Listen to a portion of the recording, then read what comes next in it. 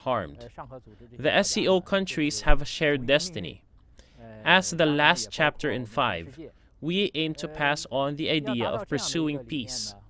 We have put some symbolic icons in our presentation to echo that.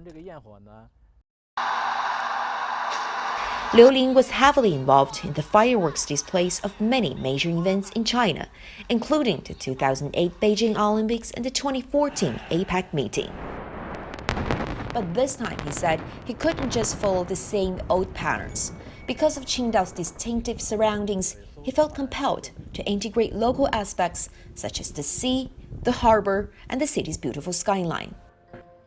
The 7th, the 8th, the 9th. There are in total 9 ships that form the shape of an arc in line with the shape of the big screen. That's why I designed 2 parts for the show. The first is placing the fireworks on the ships, which cover a range of 2 kilometers. Meanwhile, along the harbor, we have a chain of fireworks 2.4 kilometers long. So it's going to be very spectacular.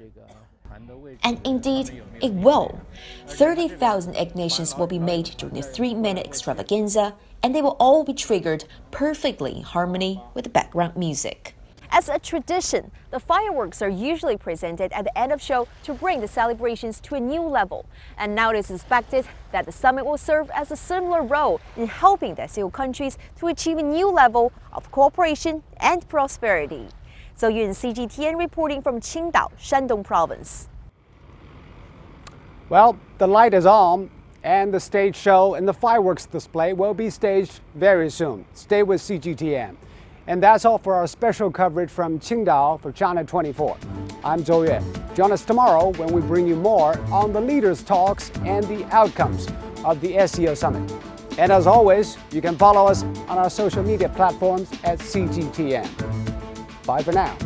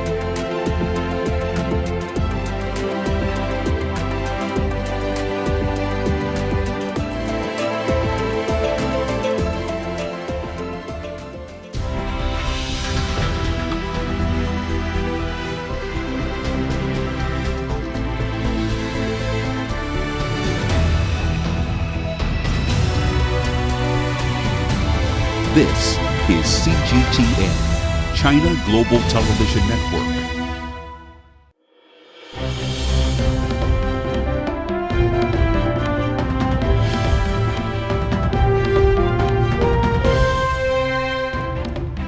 Hello, welcome to our special coverage of the 2018 Shanghai Cooperation Organization Summit Opening Gala on CGTN. I'm Julian Walken in Beijing. I'm Li Qiuyan, thank you for joining us. Tonight we'll bring you the much anticipated gala as well as the light and fireworks show celebrating the summit held in Qingdao in eastern China's Shandong province. Absolutely, and as we're speaking, the leaders of the SCO countries are at a state banquet and will soon be heading to the Qingdao Olympic Sailing Center where the gala is to take place tonight. It's a lot to look forward to. Over the past week, some of China's most creative talents have been preparing for the gala performance at the SCO Summit in Qingdao.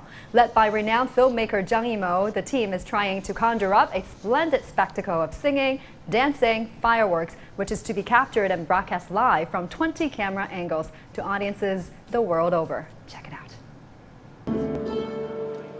In spite of the heavy fog, the rehearsal proceeded orderly over the past few days.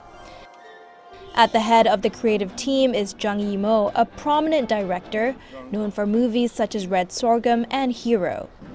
The production designer, Xia Xiaolan, produced the lighting design for the opening ceremony of the 2008 Beijing Olympic Games. The misty air is a feature of the display. It serves as a filter and helps accentuate the beauty of the city against the seascape. The whole skyline of the urban area is used as a backdrop to the performance. Once they turn on the lights, it will be a dazzling sight at night. You can scarcely find a better setting for the show. It's a great natural stage. To offer an immersive experience, the team has deployed dozens of cameras, both within and around the venue. The challenge is to present the whole panorama, so we've employed a number of wide-shot positions. The live telecast will be presented by the China Media Group, the country's leading national broadcaster. Since late March, its production team has made several visits to the site in Qingdao. To display the show better, the telecast crew has placed emphasis on the integration of the stage performance, fireworks, and the local cityscape. Natasha Hussein, CGTN. The 18th SCO Summit will officially kick off tonight in Qingdao. Chinese President Xi Jinping will open the SCO Summit with a welcome banquet and gala. One of the most anticipated parts of the evening's entertainment is a fireworks display. Our reporter Zhou Yun has more details on what cultural elements will be on show. Colorful, breathtaking, and spectacular. One cannot over-exaggerate the charm of a brilliant fireworks display. While this one will be all over in just 3 minutes, Chief Designer Liu Ling assures us that every second will be magical. But he also said there's much more to the presentation than just show. The value that we wish to convey is a community of shared future for mankind. That indicates when one gets honored, all get honored. When one is harmed, all are harmed. The SCO countries have a shared destiny. As the last chapter in 5, we aim to pass on the idea of pursuing peace. We have put some symbolic icons in our presentation to echo that. Liu Ling was heavily involved in the fireworks displays of many major events in China, including the 2008 Beijing Olympics and 2014 APEC. But this time, he said, he couldn't just follow the same old patterns. Because of Qingdao's distinctive surroundings, he felt compelled to integrate local aspects such as the sea, the harbor, and the city's beautiful skyline. The 7th, the 8th, the 9th. There are in total 9 ships that form the shape of an arc in line with the shape of the big screen. That's why I designed 2 parts for the show. The first is placing the fireworks on the ships, which cover a range of 2 kilometers. Meanwhile, along the harbor, we have a chain of fireworks 2.4 kilometers long. So it's going to be very spectacular. And indeed, it will. 30,000 ignitions will be made during the 3-minute extravaganza, and they will all be triggered perfectly in harmony with the background music. As a tradition, the fireworks are usually presented at the end of show to bring the celebrations to a new level. And now it is expected that the summit will serve as a similar role in helping the SCO countries to achieve a new level of cooperation and prosperity. So Yun, CGTN reporting from Qingdao, Shandong Province. Qingdao is most famous for its internationally renowned beer that locals drink out of plastic bags. But the city on the eastern coast of China has more to offer with its mountain, sea, and urban skyline. Xijie has more details. The people of Qingdao say visitors should sample 4 things: the Laoshan Mountain, the sea, the urban life, and beer served in bags.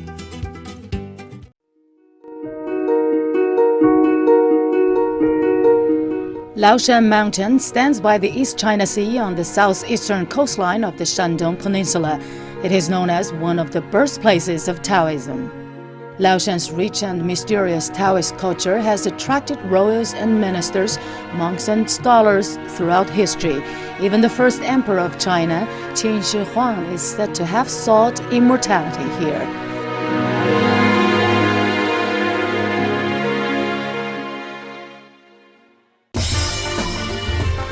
There's an old saying, where there is a mountain, there's water. The Yellow Sea nourished the port of Qingdao, which is now one of the 10 busiest ports in the world. In 2017, trade between Qingdao and SCO countries alone reached $6.3 billion, 10% more than the previous year.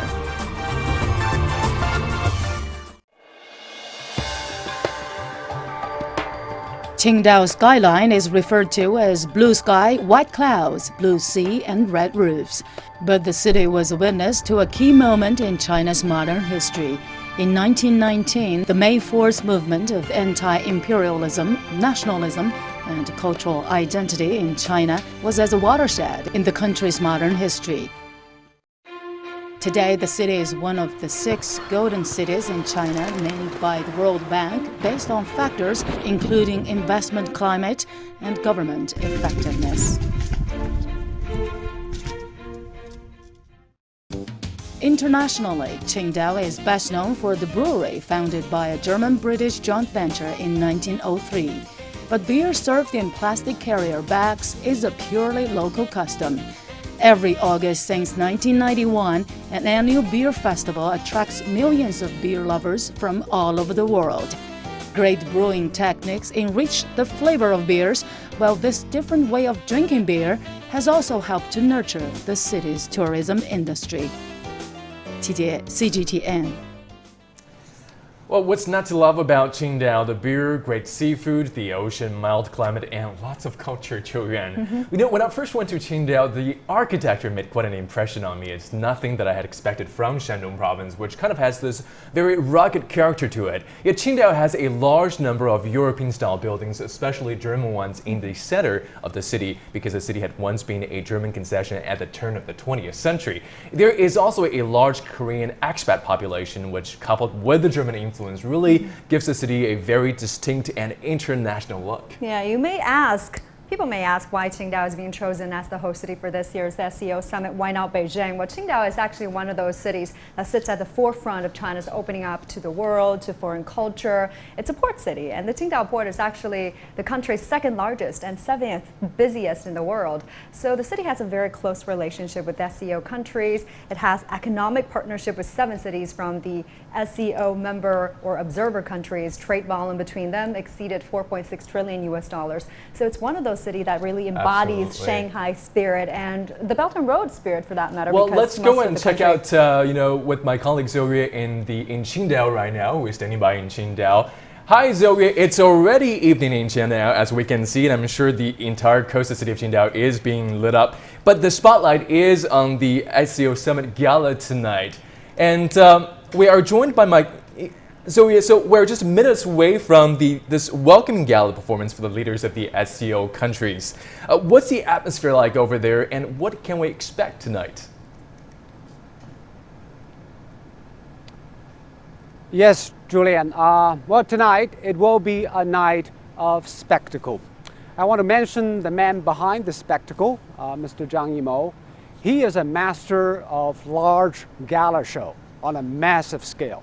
He did it for the 2008 Olympics, he did it for the G20 Gala show in the West Lake, and he will overtake himself tonight here in Qingdao.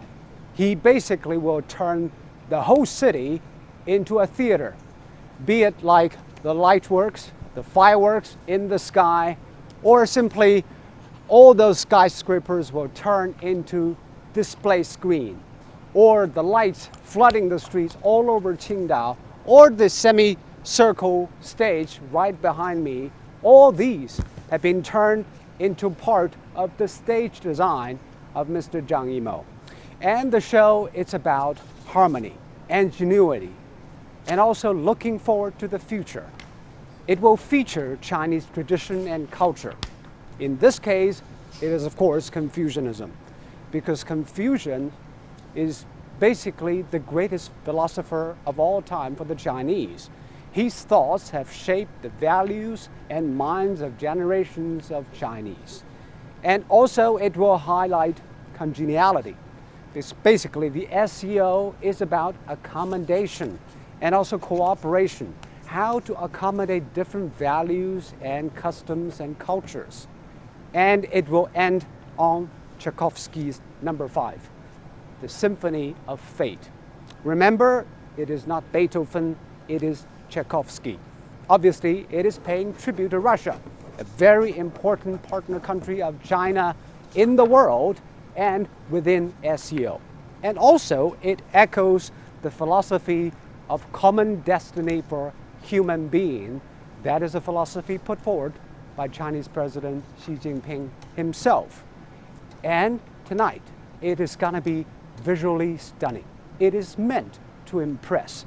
The question is, how much the SCO leaders will be impressed by the show and how much they will read into this gala. And between the lines, I guess it is what kind of country China is and what kind of organization SCO is meant to be. And you've been, it's Zhou Yuan here actually, I'm taking over now. You've been in Qingdao for the past week actually. What's been your impression of the coastal city? Well, when people mention Qingdao, people think of great seafood, Qingdao beer, and seaside, beautiful houses, natural landscape. But it's not just that. It is also a city of builders, of makers, of connectors, of engineers. Here, the Qingdao people produce the fastest trains on this earth, and they've made the famous brand names of electric appliances here in China. And they have built the most advanced infrastructure of Bay Area, probably the best along the coast of China. So this is a city of vitality, ingenuity, and creativity. I've been impressed by what I see, the people that I met, their vitality and their vision for the future. I think tonight it is the time that the Qingdao people will convince the world it is a place for the future. Of course, the Qingdao people have made their sacrifices. They have made efforts to make room for all kinds of arrangements because of this big event. I hope this time, tonight, the prestige and the opportunities the SCO Summit has brought to Qingdao will be worth all the efforts and sacrifices the Qingdao people have made for this. Zhou Yuan. Thank you very much, Zhou Yuan.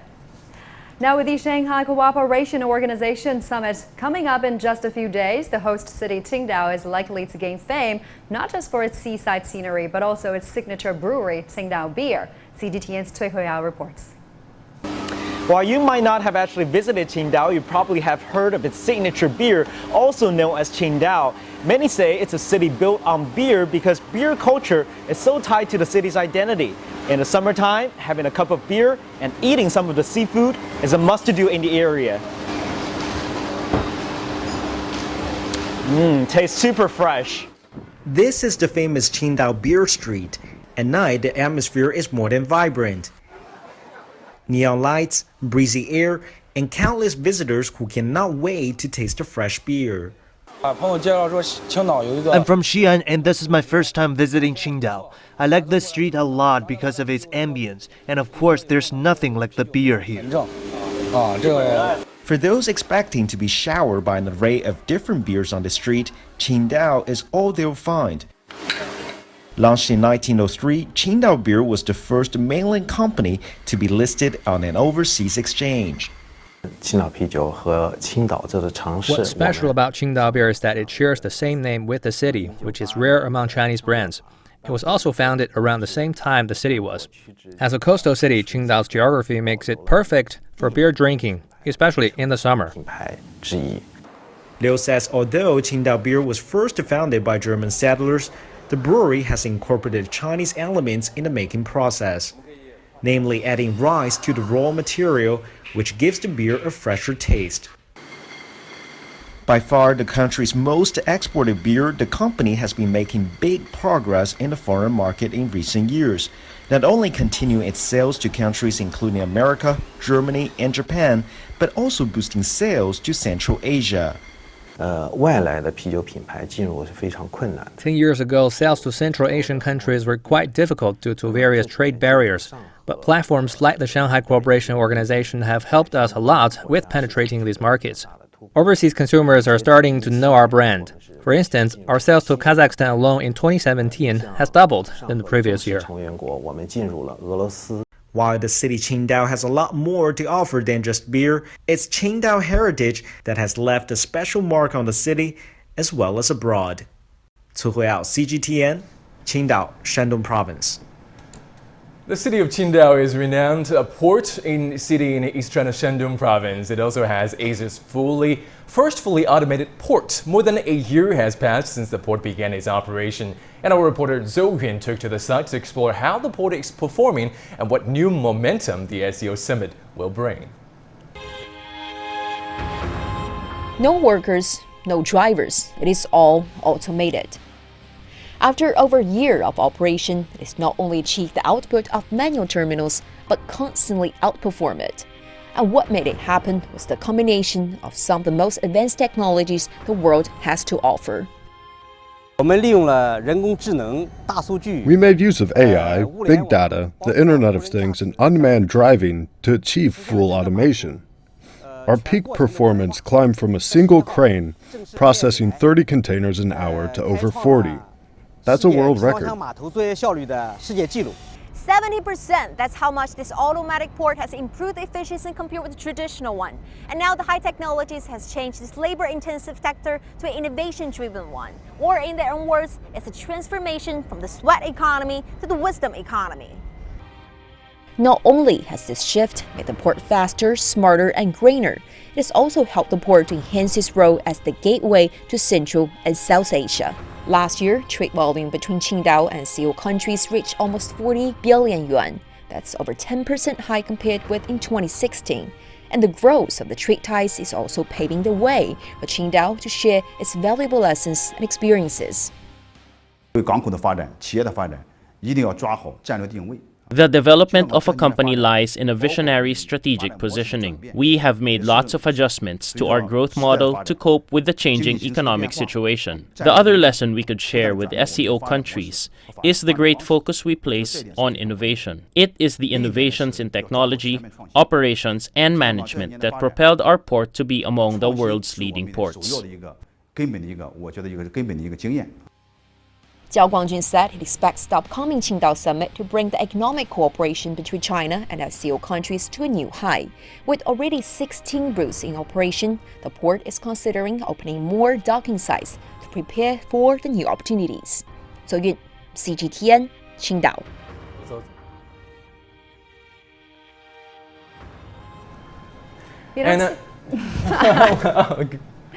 Qingdao beer is very famous. Its home, the brewery was established in 1903 by German and British settlers in Qingdao, and the brand is now sold over 60 countries and regions around the world and accounts for more than 50% of China's beer exports. And the beer's logo is an image of Zhanqiao, a famous pier on Qingdao's southern shore. You probably have noticed this. Oh, absolutely.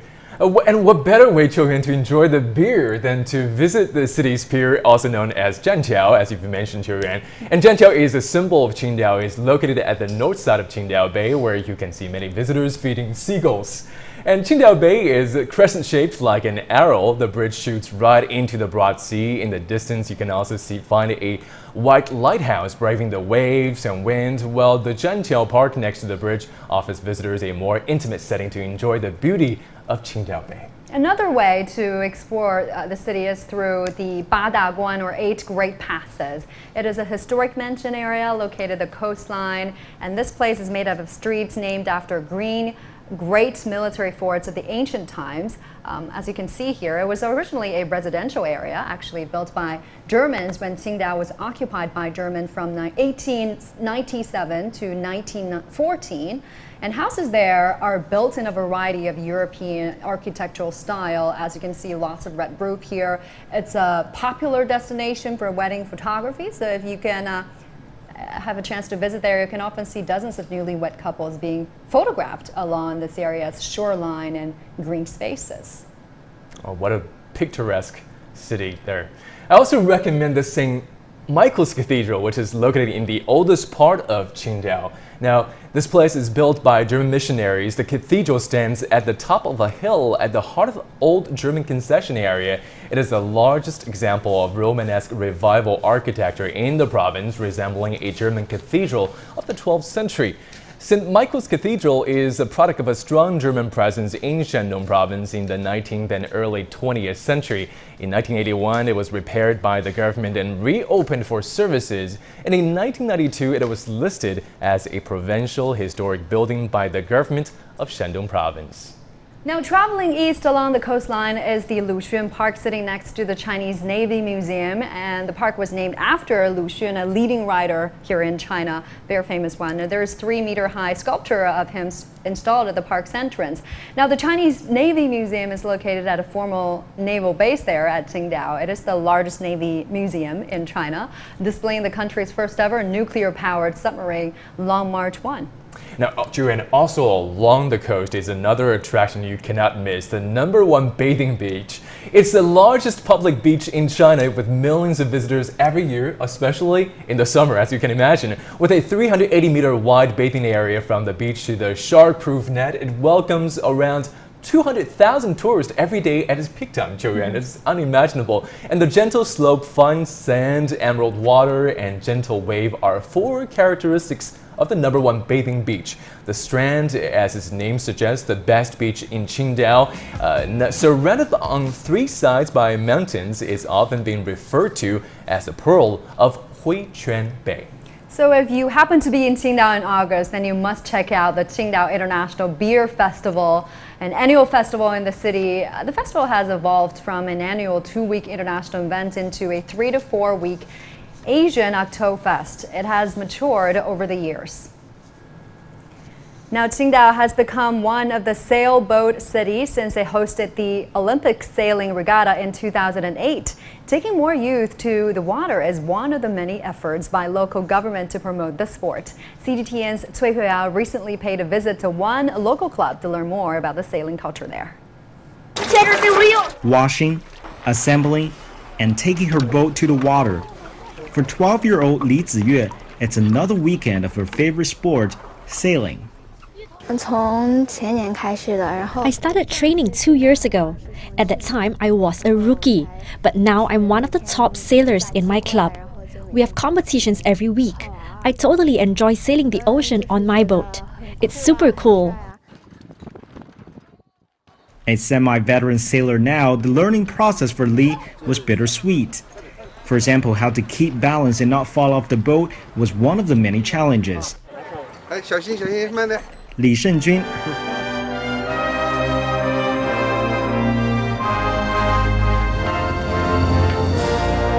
Now, there you see the beautiful coastal view of Qingdao. The city is also known as the Switzerland of the East for its beautiful scenery. That's right. You just saw the red statue there. This is the iconic statue in Qingdao at the main fort square. It was called the Wind of May. It was built in the memory of the famous main fort movement in China. And now you're getting the bird's eye view of the entire city. Now, this is the iconic. Around the city of Qingdao, you may find many stunning landmarks, hard to miss, both old and new. This is a city where we can see a mixture of high-rises, skyscrapers, and traditional building, those wide-roofed European-style buildings. You see, this is because of Qingdao's unique history. For 33 years, up to 1949, the city has been a colony of German and Japan. And now we're seeing the Gala is about to start. I think the leaders are probably going to make an entrance anytime soon. That's right, and this is really a pretty relaxing night for all the leaders attending the SCO summit. Now, China took over the rotating chair of the SCO after the 17th SCO summit concluded in Astana, capital of Kazakhstan last year. It will be the first SCO summit since its expansion when India and Pakistan were accepted as full members at the Astana Summit in 2017. There you see President Xi Jinping making entrance. Before him, right after him, is Russian President Vladimir Putin and all the other leaders attending the SCO Summit. Kyrgyzstan's President Sooronbay Jeenbekov, Kazakhstan's President Nursultan Nazarbayev, along with Mr. Putin, are also paying a state visit to China in conjunction with attending the SCO Summit. Also, Iranian President Hassan Rouhani is paying a working visit to China. The SCO is a regional organization located in the heart of Asia, but these countries' economy accounts for 1/5 of the global GDP, 2/5 of the world population, 3/5 of the Eurasian landmass. And when you put it that way, it's pretty incredible. Indeed, and China took over this rotating chair, like you said before, and the SCO organization has undergone an extraordinary development process and has become a pretty comprehensive regional organization with vast influence since its inception 17 years ago. I mean, member states have promoted cooperation in a lot of areas and play constructive roles in regional and international issues, and therefore setting an example of a new type of international relations featuring mutual respect, fairness, justice, and win-win cooperation. The organization now has 8 members, including China, Russia, India, Pakistan, and 4 Central Asian countries: Kazakhstan, Kyrgyz Republic, Tajikistan, and Uzbekistan. The organization also has 4 observer states: Afghanistan, Belarus, Iran, and Mongolia, and 6 dialogue partners: Azerbaijan, Armenia, Cambodia, Nepal, Turkey, and Sri Lanka. Yeah, the SCO leaders had just finished their state banquet as CGTN has broadcasted to your live in one of the... Or let's listen in. 中华人民共和国主席习近平邀请远道而来的贵宾，共同欣赏灯光焰火艺术表演。有朋自远方来。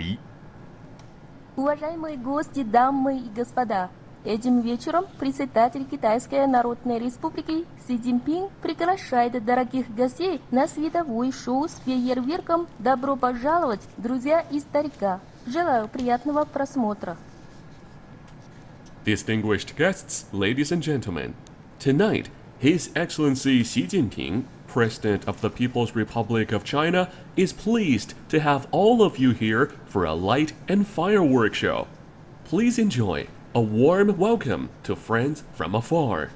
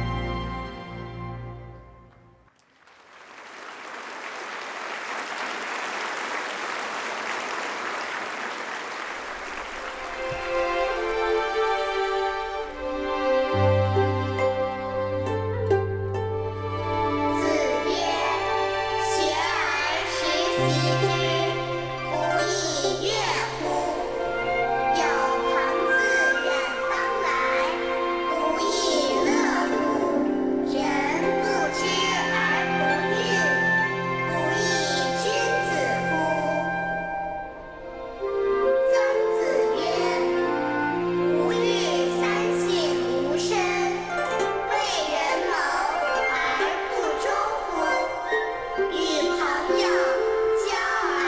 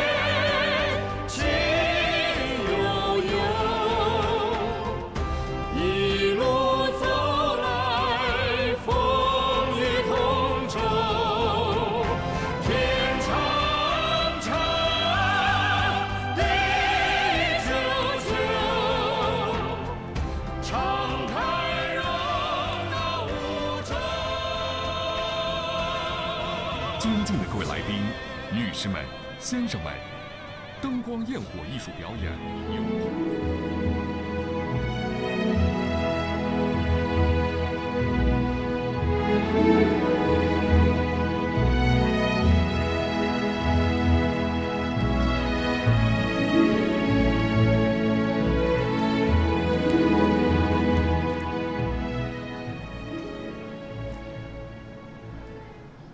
Wow, what an amazing spectacle, Joanne. I know, the fireworks. It's incredible. We've seen many of these high-caliber state galas in recent years, as you probably remember the G20 summits. But this is not the biggest in scale, but it's definitely the most complete, from the light shows to song and dance and the fireworks at the end. What impressed you the most tonight, Joanne? The light show was pretty impressive other than, the fireworks. It kind of reminded me of the light show at the Victoria Harbour in Hong Kong. I mean, truly dazzling. I'd say this is probably one of the most spectacular light shows I've ever seen. Could even be a signature icon for the city. A great way to showcase the city's vibrancy and the glamorous night vista of the city. And you see those iconic buildings along the harbor unite to form a canvas for this sensational multimedia extravaganza. All the elements being put together, the searchlights, the lasers, the LED screens, all working in symphony. It's a spectacle that really transforms Qingdao skyline into this outdoor audio-visual feast. Absolutely. Now, I also love the light show, seeing these everyday landmarks turning into railroads, seascapes, dragons, birds, phoenixes, and children's faces. It makes you wonder about how limited our perspective is sometimes, and the endless permeability, potential, and possibility each object, each person, each thought holds. But I think in terms of the performances, it's the Moonlight Night that really stuck with me.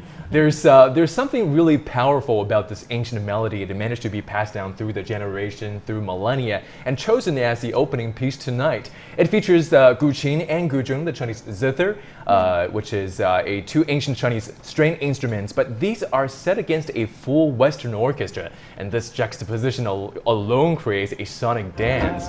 Then you have the dances right there, as we can see, depicting what looks like scenes from the murals of the Dunhuang grottos.